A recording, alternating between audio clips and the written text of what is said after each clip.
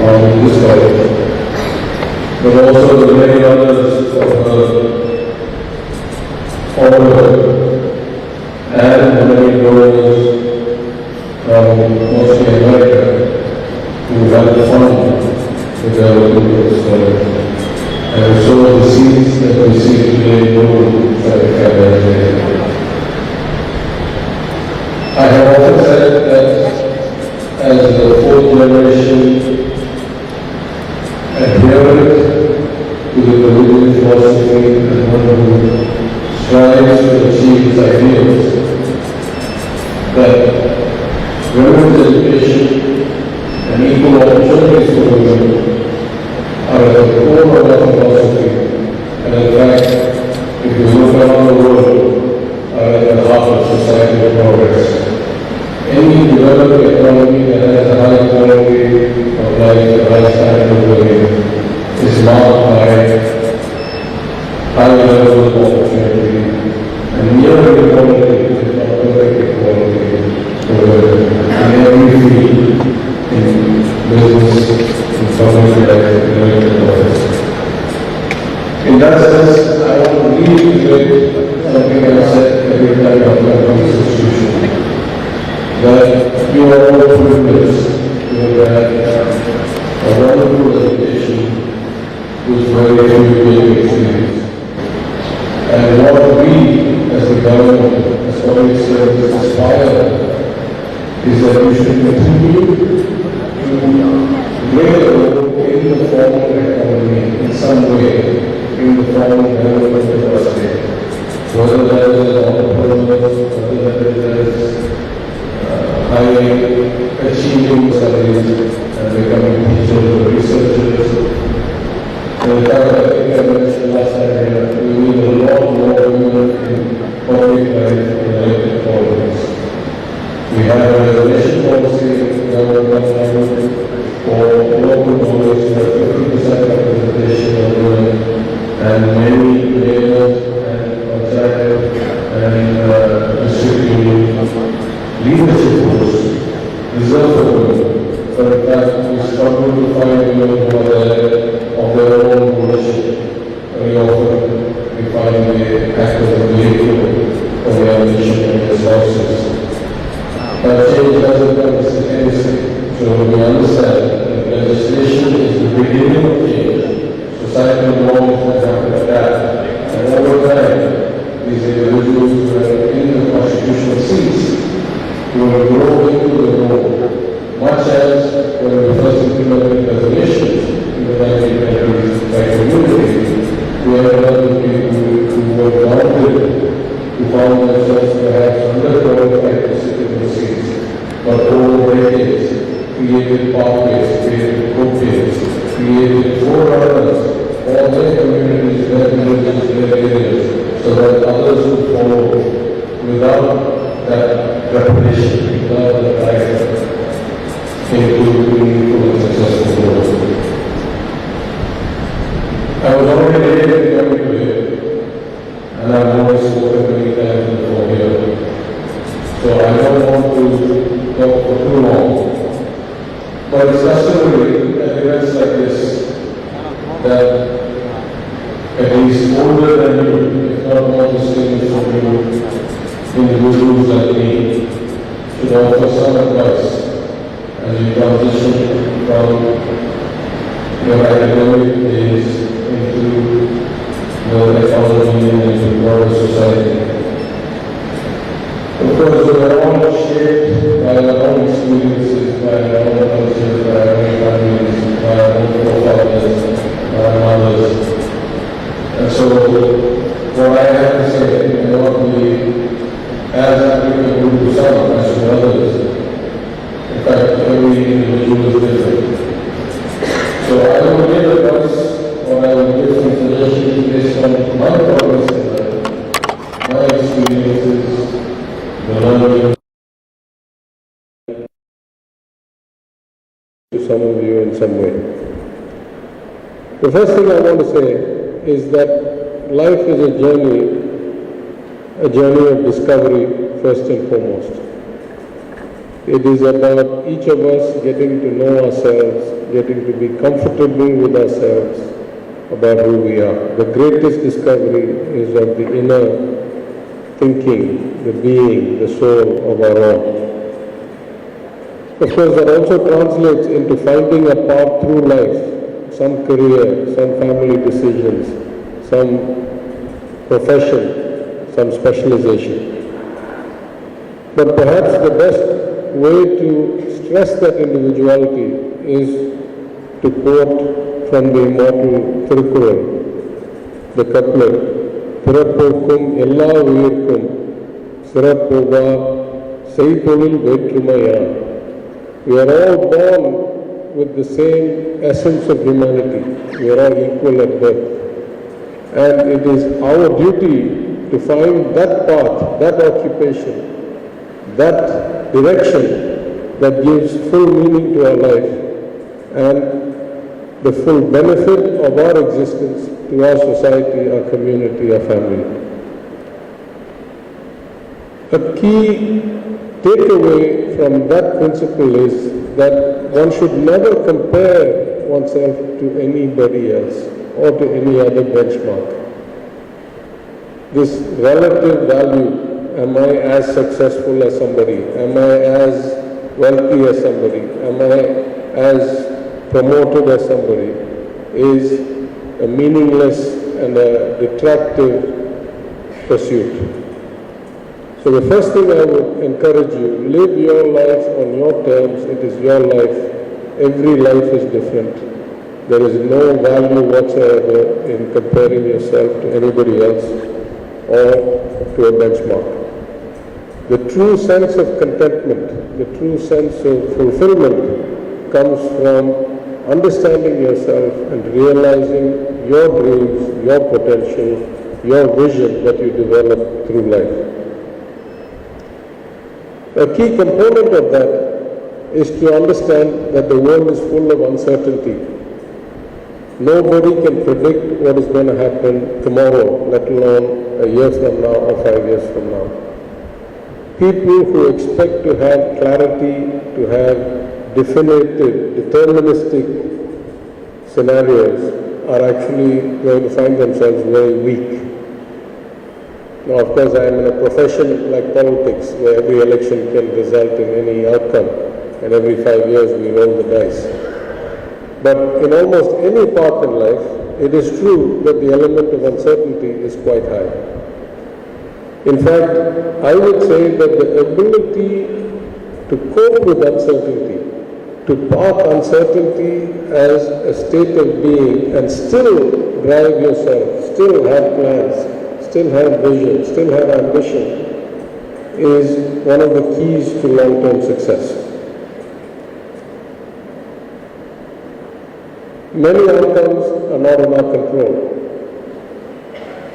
No matter how well you plan, no matter how disciplined you are, no matter how hard you work, the world has so many variables that can impact the outcome that you will find yourself unable to either fully determine your outcomes or in fact sometimes explain your outcomes.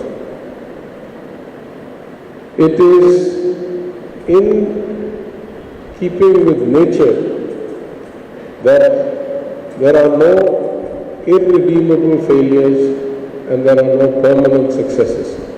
You will fail, you will have hard times. Everybody does. And no matter how much you succeed, you may be the top ranker in your class or in your batch, or you may win this race on this day, or you may get this promotion on this cycle. That doesn't guarantee anything next time. So the key is to not let success get to your head and make you feel that you are somehow invincible or special and cannot be tomorrow at risk of failure. And to not let failure get you down so much, as the great American football coach Vince Lombardi said, is not whether you get knocked down, it's whether you get back up. Everybody gets knocked down at some point. The question is, do you have the resilience, do you have the capacity to get back up and fight, to run after you get knocked down?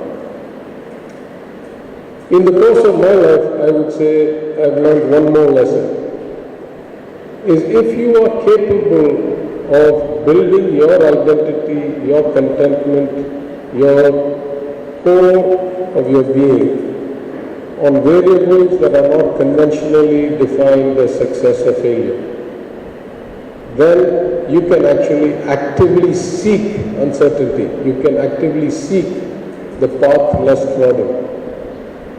In my case, I was born into a family that had such a great legacy that I could have gone one of two ways. I could have said, let me rest on these laurels. Anyway, I have enough money, I have enough standing in society, I have enough potential, I'll be all right. Or I could do what I did, which is to say, since that is always there for me, since I am hedged, since I will always have that to fall back on, let me go and try and do many different things in many different places. There's no downside. If I fail at that, I still have this. And so what I did, my 4 degrees, I took 4 different subjects. I look at my friends who stayed in one field for 2 or 3 degrees or in one career after doing a particular degree. And they have reached far ahead of where I would ever do in that profession, in that dimension, in that direction. Sometimes that direction or dimension is wealth. Sometimes it's title. Sometimes it's the number of patents. Sometimes it's the number of books. But I chose to do different things because I could afford to try to do different things. Because my sense of existence was already safe based on who I thought and who I knew I was. For different people, that will be different things. It's not always money that gives you that kind of sense of security. You may have such a loving and caring family. You may have such good personal relationships that you don't worry about whether success or failure defines your existence. But seek to find that inner strength, that core, that allows you to search out volatility, to search out uncertainty, to take risk. Every time I switched from one profession to another, I had to give up the progress I had made in this and start at the bottom again at something else.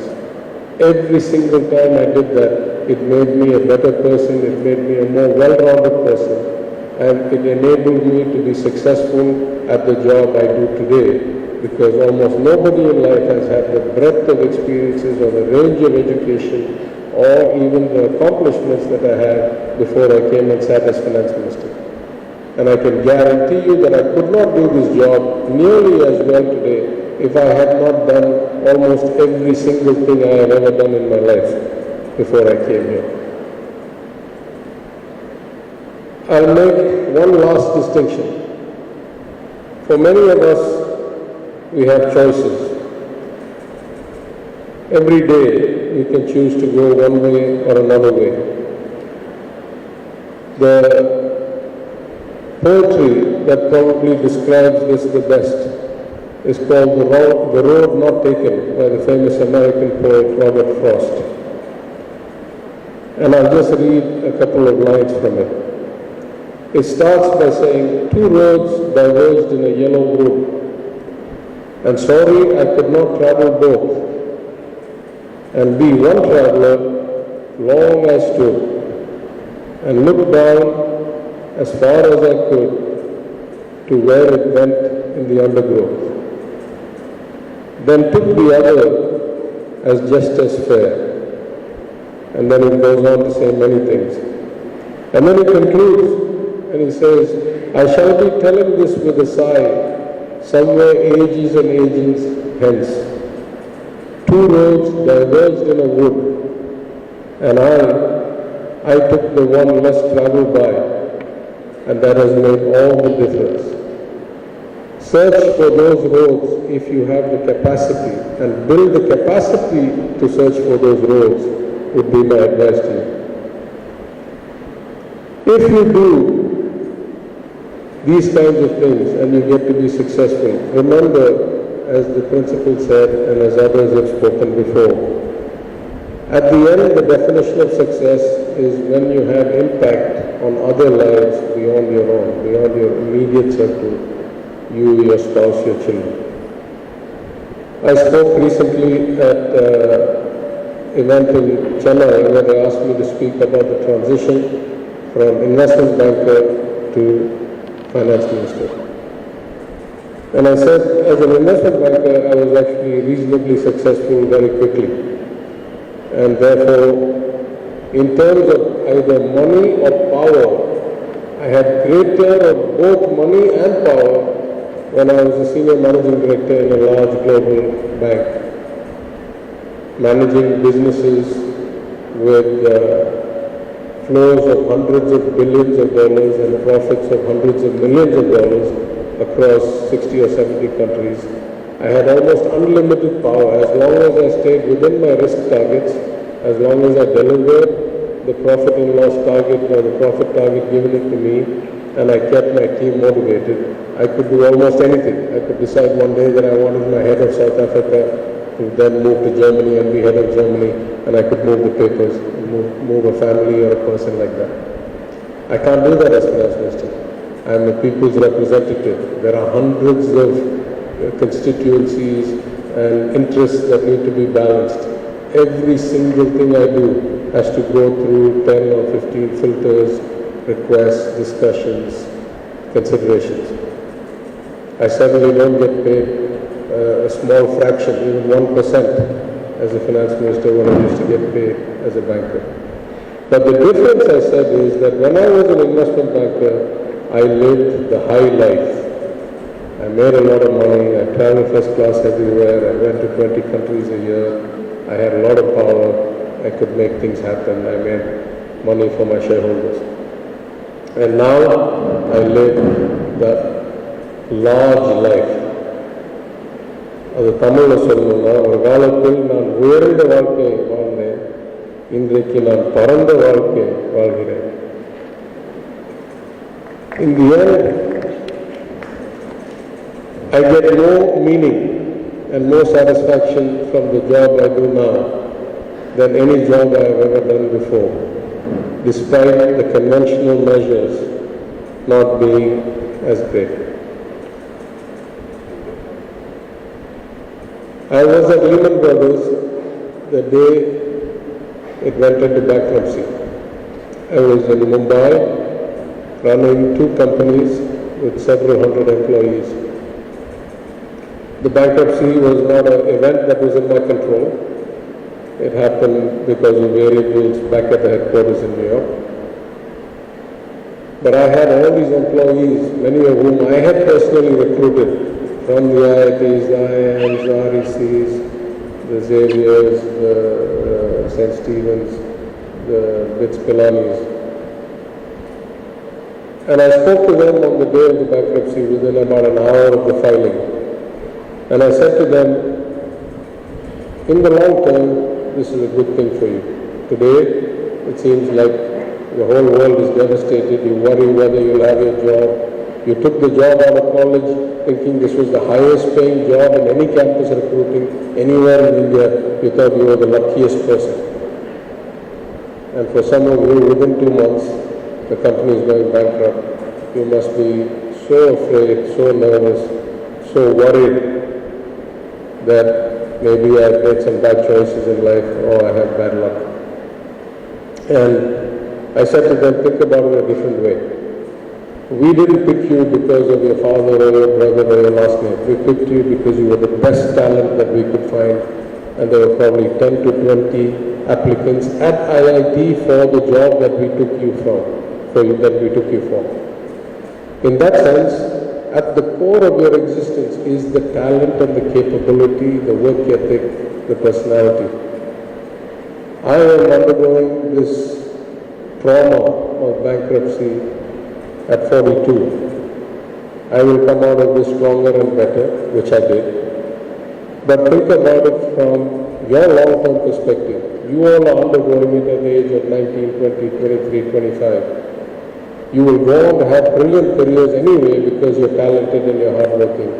And your capacity to deal with uncertainty, to deal with disruption, to deal with bad events will be infinitely higher than mine because you would have already experienced such a calamitous event when you were so young.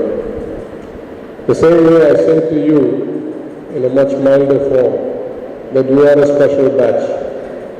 You all lost your final year, which should have been the most accelerated learning, by not being able to come to campus. You had to do it remote. You had to go through your exams maybe in a very unique way. But at the end of all of that, you have graduated, you have joined society as proud college graduates from one of the best colleges in Madurai in India. And whatever adversity you faced will only make you stronger and yield better outcomes in the long term. I will quote one last line of another poem called The Poet's Testament from a great poet called George Santayana. And this is a poem he wrote only to be read at his own kind of funeral ceremony. He wrote it, he didn't publish it. He said, after I die, when you have the memorial service for me, I want somebody to read this. And it's called The Poet's Testament. And the first line says, I give back to the earth what the earth gave, all to the furrow, none to the grave.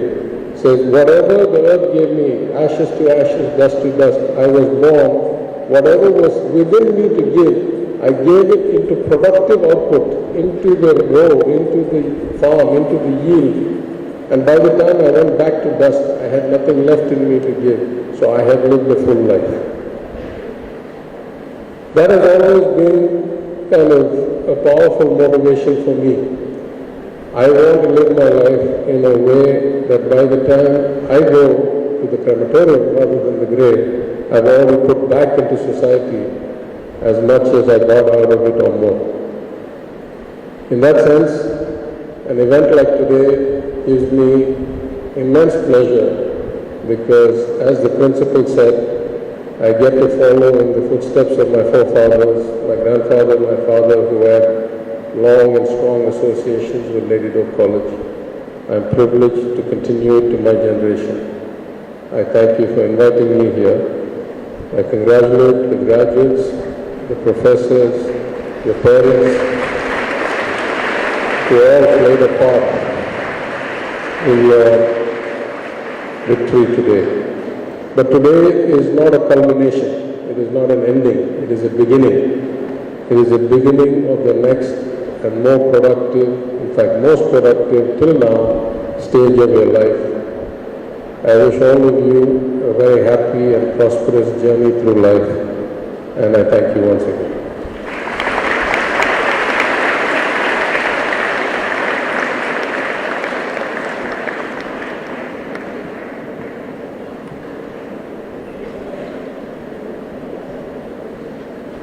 Let the candidates be now presented by the heads of departments.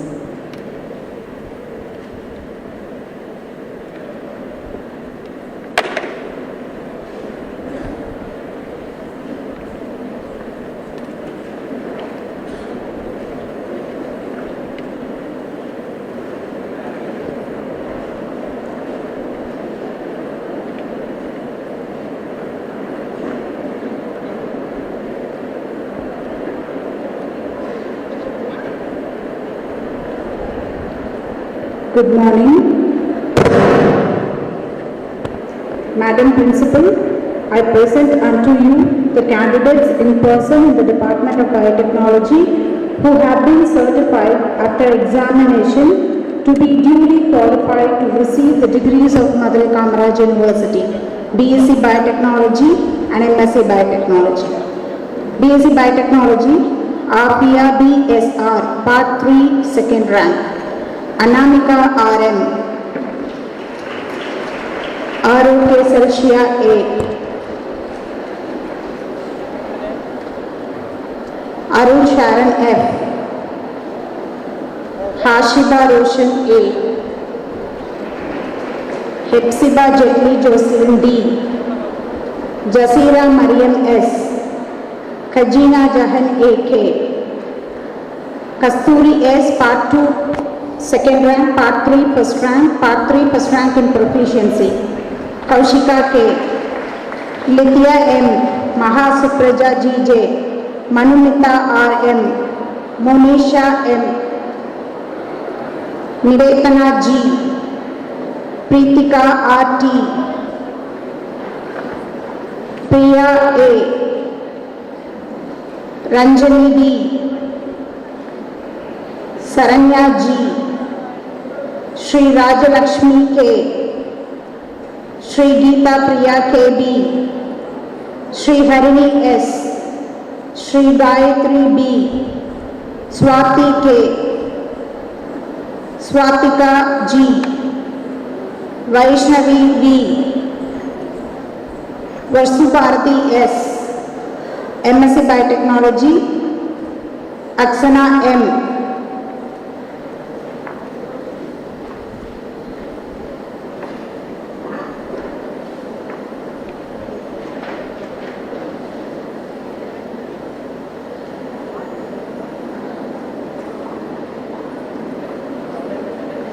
MSc Biotechnology, Aksana M, Diana Devi A, Kamali A, Melvina A, Nivashini D, Rajalakshmi D, Proficiency Part 3 second rank, Shobika S,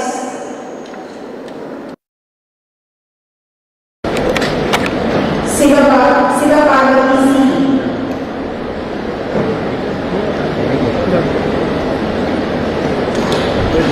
Soumya K, Subhashini M, Subhuna K,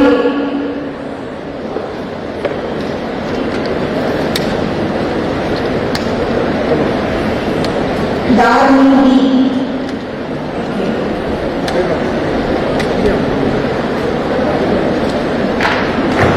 good morning, Madam Principal. I present unto you the candidates in person in the Department of Botany who have been certified after examination to be duly qualified to receive the degrees of Honorary College University, BSc Botany and MSc Botany.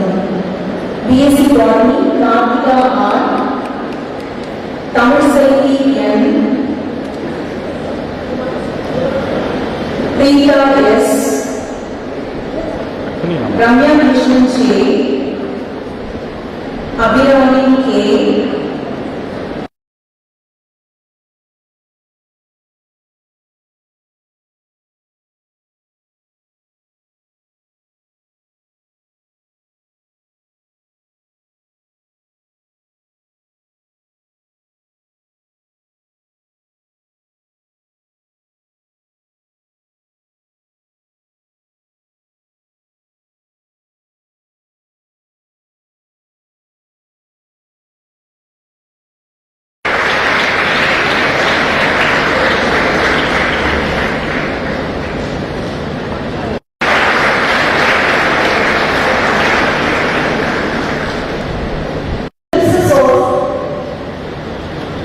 we are proud of, since you, the graduates, part of your final year on campus events from the previous year as well.